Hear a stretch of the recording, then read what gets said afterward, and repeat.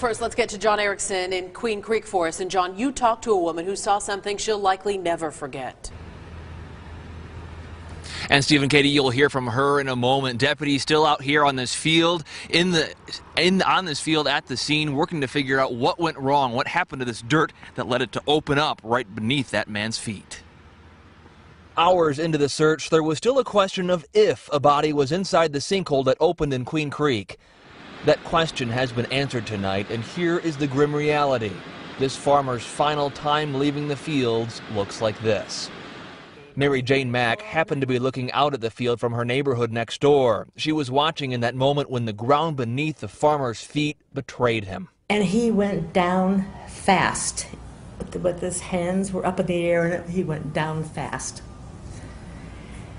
Concerned, I waited to see if he would get back up. He didn't. Investigators say the area had just been irrigated. And they put a lot of water in that field. So what happened was the water and the dirt became loose, and the water started pouring into the sinkhole. It was almost like a raging river going under there, and it probably trapped this person underneath that berm. The earth, the ground that gave this farmer his living, is the same ground that ended up taking his life.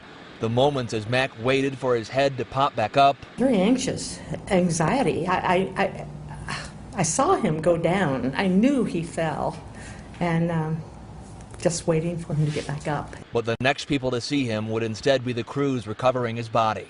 Knowing what we know now, you were probably the last person to see him alive.